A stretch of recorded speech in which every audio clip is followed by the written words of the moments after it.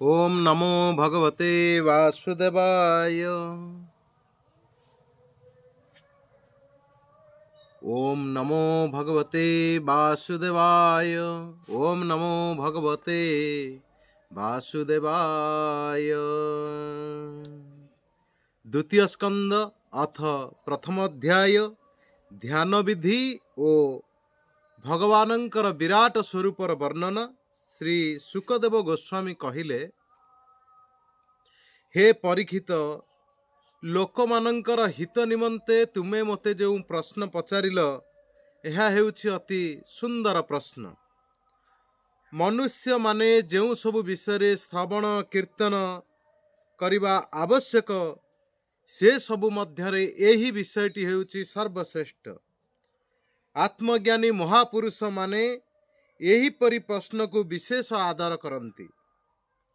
हे राजेंद्र, जो लोक माने गृह कर्म रे बुड़ी रहिछंती, निजर आत्मस्वरूप विषय कौनसी ज्ञान पाई नाहंती, सेमानंकर हजार हजार विषय शुणिबाकू कहिबाकू एवं करिबा पाई बाकी रही थाए।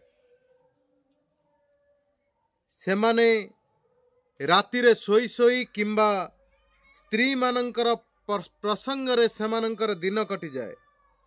अर्थ उपार्जन एवं परिवार भरण पोषण कर्मरे एपरिकी सेमानंकर जीवन वृथारे अतिबाहित हो जाए।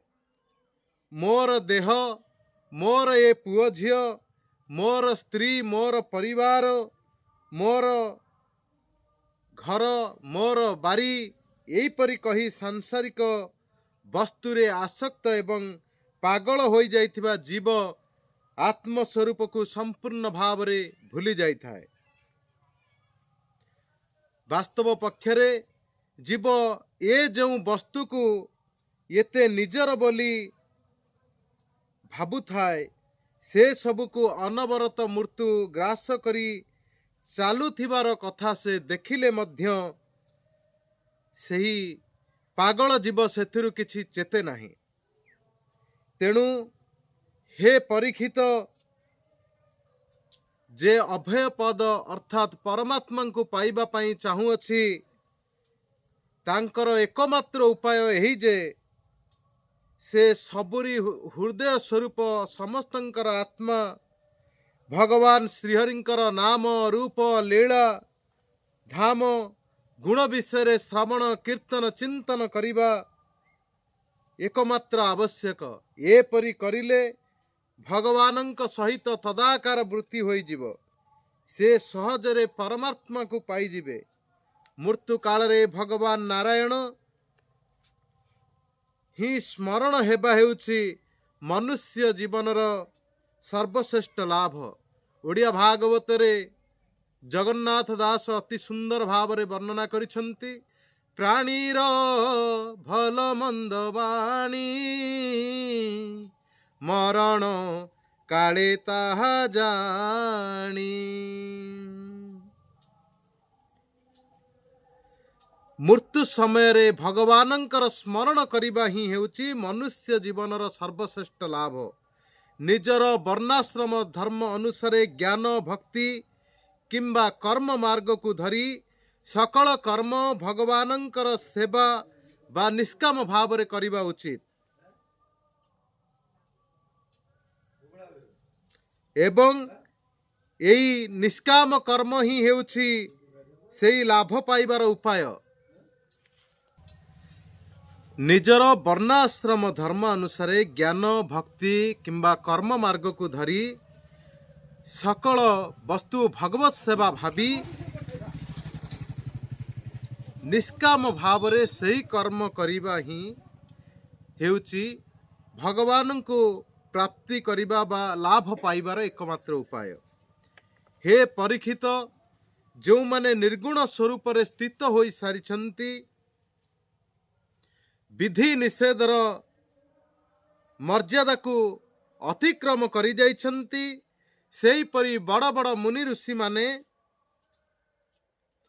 मध्य भगवानंकर अनंत कल्याणमय गुण मानंकर वर्णन रे ही मज्जी रुहंती। सेमाने परस्पर भगवानଙ୍କ विषय कथन करती एवं भगवत गीतार एक यही संपर्क एक सुंदर श्लोक देखा मिले।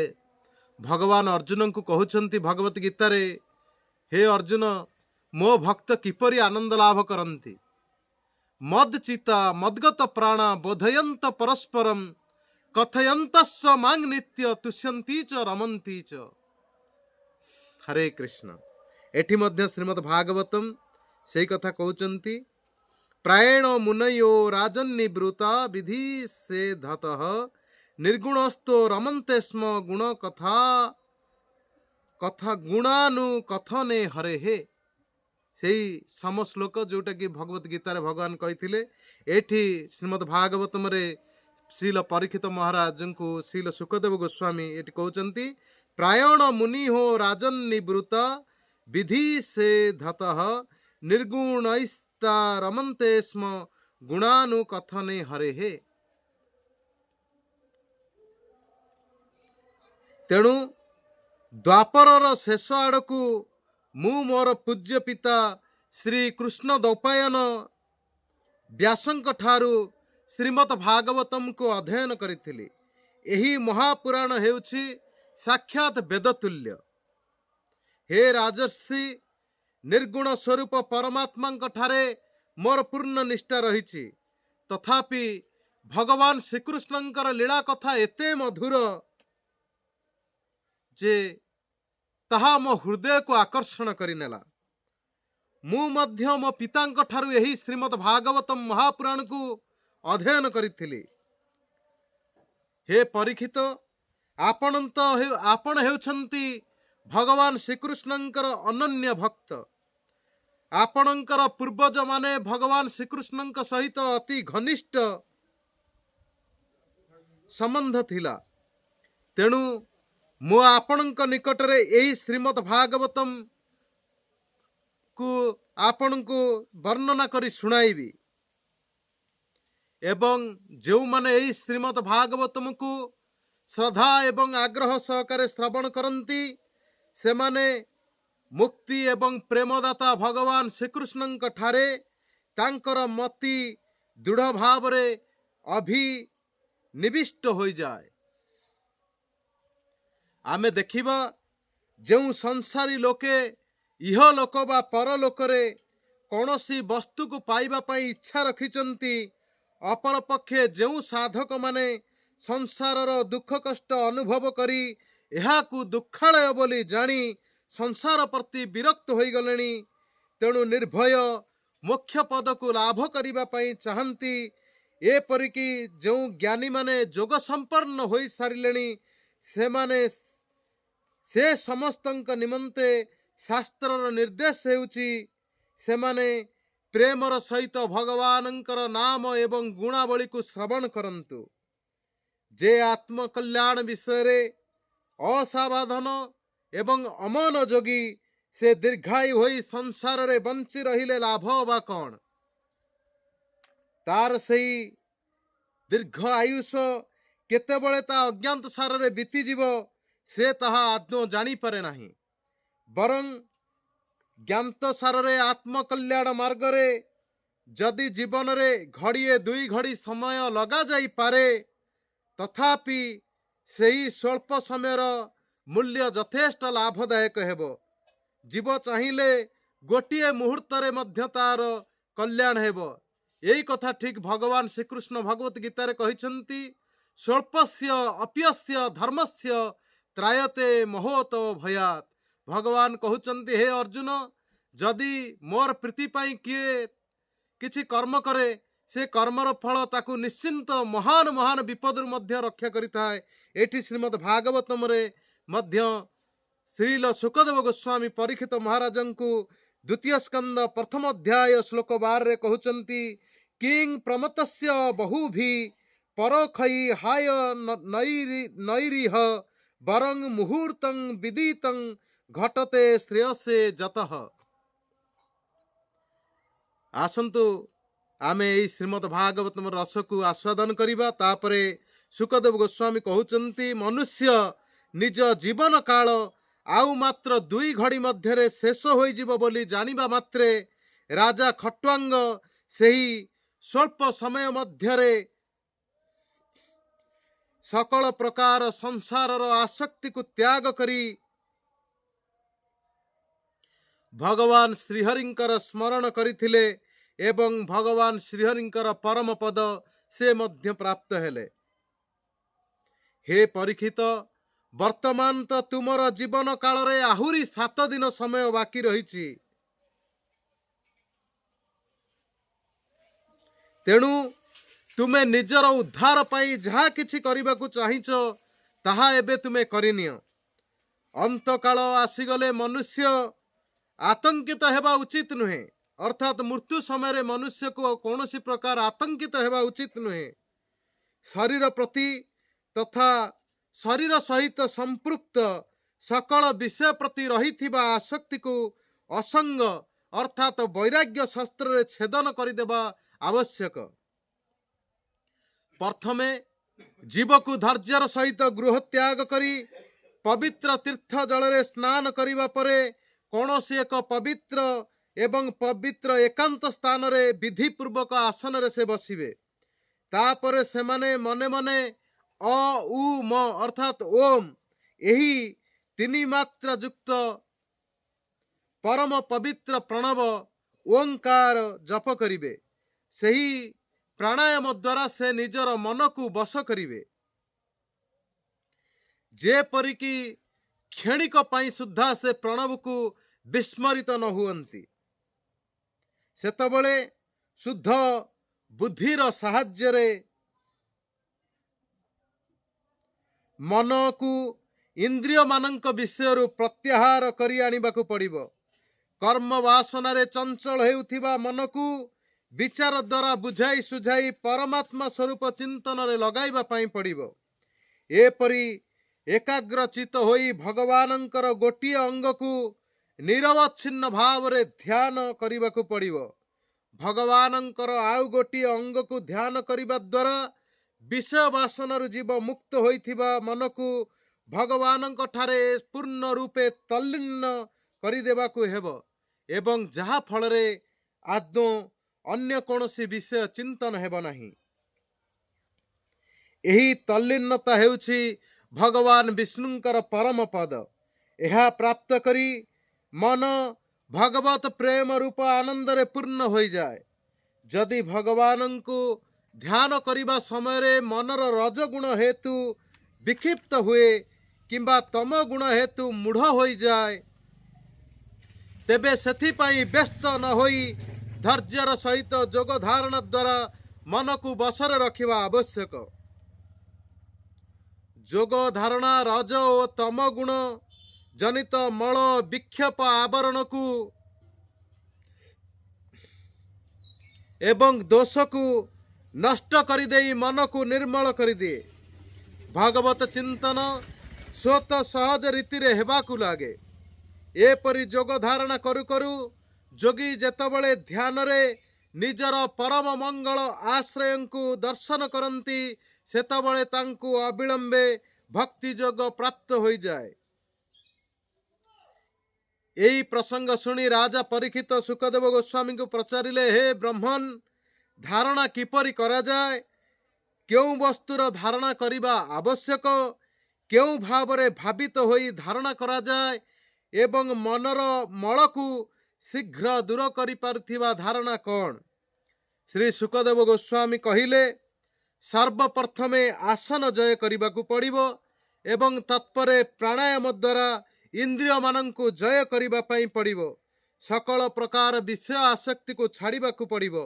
तापरे मन को भगवानंकर स्थूल विराट स्वरूप रे निविष्ट करिबाकु हेबो। भाबिबाकु हेबो जे ए विश्व रे अतीत वर्तमान और भविष्यत रे जहा किछि थिला रहिछि रहिबो एवं सेगुड़िक जहा मध्य दृश्यमान हेउछि ताहा हेउछि परमात्मांकर विराट स्वरूप।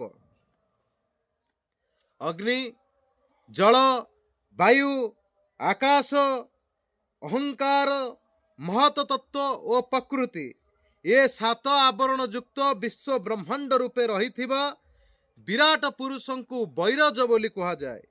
विविधं राजते शोभते इति विराट। अर्थात सही परमात्मा अनेक रूपे विराजित होई अछंती। एपरि भावी विश्व को भगवानंकर स्थूल विराट बोली मानिबाकू पड़िबो एवं सही विराट रूप धारण रे निबिद्ध करिबाकू पड़िबो। हे परीक्षित, भाबिबाकू हेबो जे पाताल हेउछि विराट पुरुषंकर पादमूल बा तळीपाद। रसातल हेउछि सेई तांक पादर पंझा ओ गोईठी। महतल हेउछि तांकर दुईटी बळागंठी। तलातल हेउछि तांकर दुईटी भंडा। सुतल लोक हेउछंती तांकर आंठू। अतल बितल हेउछंती महापुरुषंकर बा पर विराट पुरुषंकर दुईटी जंघ। भूतल हेउछि तांकर नितंब प्रदेश। भुवलोक हेउछि तांकर नाभि प्रदेश। स्वलोक हेउछि भगवानंकर वक्षस्थल। महलोक तांकर ग्रीवा। जनलोक हेउछंती तांकर मुख। तपलोक हेउछंती तांकर ललाट। सत्यलोक हेउछि से सहर्ष शीर्ष भगवानंकर मस्तक। इंद्रंक ठारू आरंभ करी समस्त तेजमय शरीरधारी देवता हेउछंती भगवानंकर बाहु समूह। दिग माने हेउछंती तांकर कर्ण ओ तांकर सर्वणेन्द्रिय। दुई अश्विनी कुमार हेउछंती तांकर दुई नासारंध्र। गंध हेउछि तांकर घाणेन्द्रिय एवं प्रज्वलित अग्नि हेउछंती विराट पुरुषंकर मुख। भगवान विष्णुंकर नेत्र हेउछि अंतरिक्ष। सेई नेत्रर दर्शन शक्ति हेउछंती सूर्य। दुई पलक हेउछि तांकर राति एवं दिन। तांकर भू विलास हेउछि सत्यलोक। तांकर दुई ताळु हेउछि जल। जिह्वा हेउछि रसतन मात्र। वेद माने हेउछंती भगवानंकर ब्रह्मरंध्र एवं जम हेउछि तांकर कालदांत। सकल प्रकार स्नेह हेउछि तांकर छामुदांत। जगन मोहिनी माया देवी हेउछंती तांकर मृदुहास। आहा एही अनंत सृष्टि हेउछि सही मायार कटाक्ष। लज्जा हेउछि तांक पाटीर ओठ। लोभ हेउछि तांकर अधर बा तଳ ओठ। धर्म हेउछि तांकर स्तन। अधर्म हेउछि तांकर पिठी। प्रजापति हेउछंती तांकर मुतेन्द्रिय। मित्रा वरुण हेउछंती तांकर अंडकोश। समुद्र हेउछंती तांकर उदर ओ बड़ बड़ पर्वत मान हेउछंती तांकर अस्थि। हे राजन, नदी माने हेउछंती विश्वमूर्ति विराट पुरुषंकर नाड़ी। वृक्षलता माने हेउछंती तांकर रोमराजी। प्रबल वायु हेउछंती तांकर श्वास। काल हेउछंती भगवानंकर गति एवं गुणमानंकर प्रभाव हेउछंती तांकर कर्म। हे परीक्षित, मेघ मानंकु तांकर केश बोली कुहा जाए। संध्या हेउछंती सेही अनंत पुरुषंकर वस्त्र। महात्मा माने कुहंती अवक्त्य बा मूल प्रकृति ही हेउछि तांकर हृदय।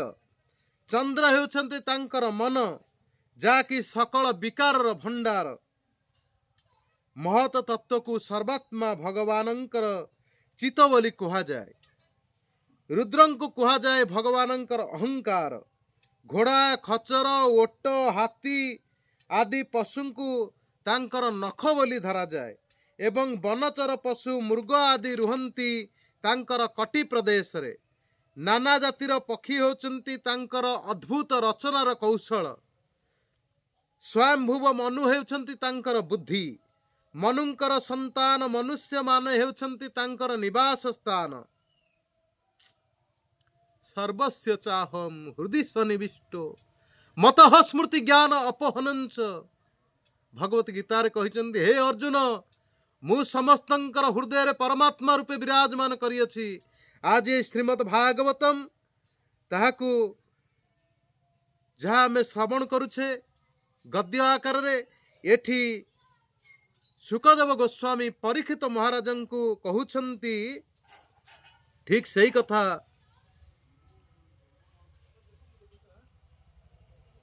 श्रीमद् भागवतम द्वितीय स्कंद प्रथम अध्याय श्लोक 36 रे बयांसी तद व्याकरणं विचित्रम मनु मनीषा मनुजो निवासः गंधर्व विद्याधर चारण अप्सरः स्वर स्मृतिर्सुरा निकवीर्यः। श्रीमद् भागवतम एवं श्रीमद् भगवत गीता परस्पर सहित परिपूरक। तेणु आपण मानक विशेष अनुरोध आपण माने प्रथमे श्रीमद् भगवत गीता पढ़ंतु एवं तत्परे यही श्रीमद् भागवतम जदि आपण पाठ करती निश्चिंत भावे आपण माने भगवान श्रीकृष्ण प्रति आपण मानकर प्रेम आपण मानकर भल पाइबा भगवान श्रीकृष्ण पाद पद्म निहाती भाव आपण माने भगवान पाद पद्म भक्ति लाभ करेंगे एथिरे कौनसी प्रकार संदेह नहीं। जय श्री श्री गुरुपाद पद्म की जय। आमे तो हेउचु अधम अति नराधम जहाँ कहती किंतु जहाँ आम ये कहूँ से सब हेउचंदी मो गुरुदेव श्री श्रीमद चैतन्य चंद्र दास स्वामी गुरु महाराज जे कि परमहंस परिवाजक आचार्य श्री श्रीमद गौर गोविंद स्वामी गुरु महाराजंकर जड़े अनन्य तथा परम परम सेवक परम परम तांकर माने परम शिष्य जे कि तांको गुरुंक पई निजर गृह निजर स्त्री पिला छुआ को छाड़ी गुरुंको किपरि सेवा करा जाए से ताहा निज जीवन रे आचरण करी शिखाइचंती। मु मध्य देखिछि जे गुरुदेव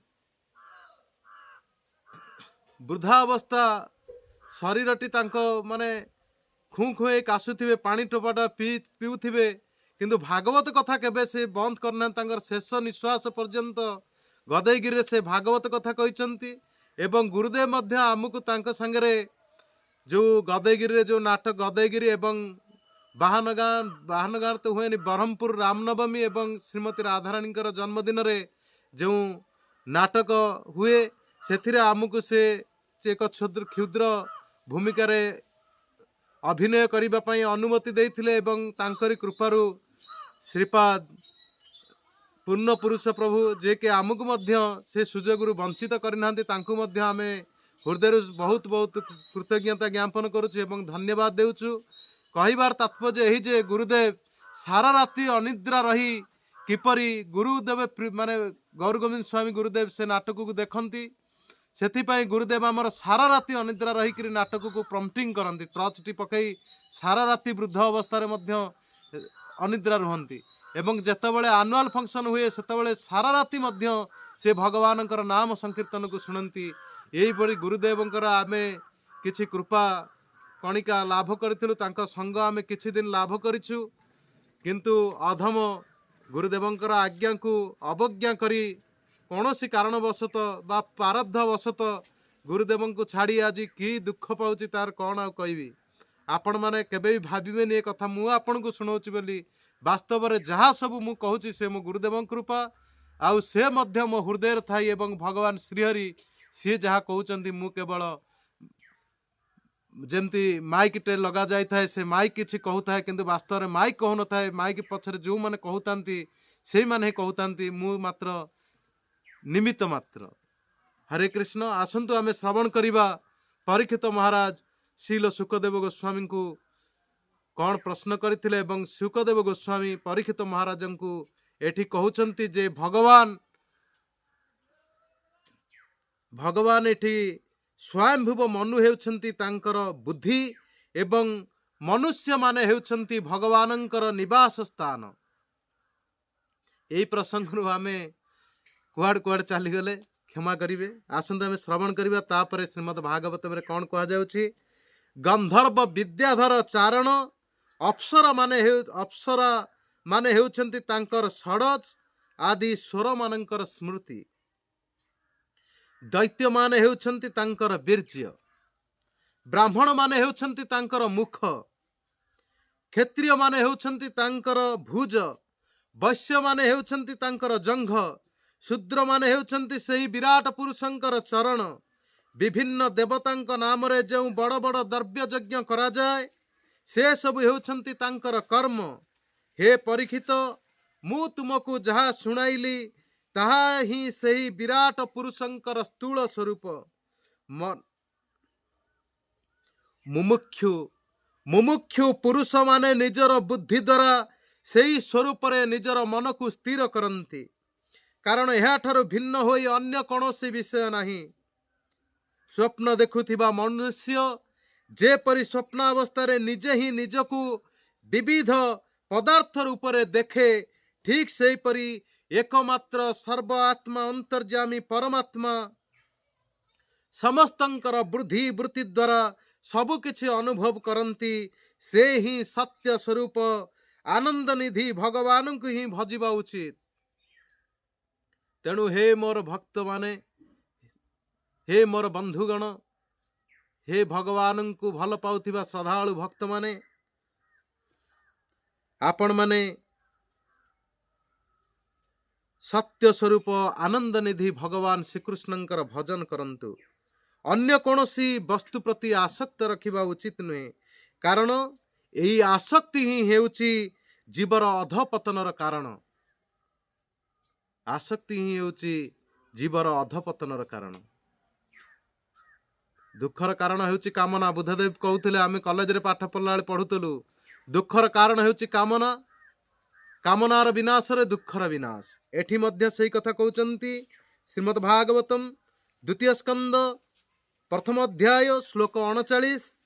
ସ ସର୍ବଦ୍ଧିବୃତ୍ତି ଅନୁଭୂତ ସର୍ବ ଆତ୍ମା ଯଥା ସ୍ୱପ୍ନ ଜନୈକିତୈକଃ ତଂ ସତ୍ୟ ଆନନ୍ଦ ନିଧି ଭଜେତ ନାନ୍ୟତ୍ର ସଜେ ଯତ ଆତ୍ମପାତଃ ଇତି ଶ୍ରୀମଦ୍ ଭାଗବତେ ମହାପୁରାଣେ ପାରମହଂସ ସଂହିତାୟାଂ 2ୟ ସ୍କନ୍ଧେ ମହାପୁରୁଷ ସଂସ୍ଥାନୁବର୍ଣ୍ଣନେ ପ୍ରଥମ ଅଧ୍ୟାୟ।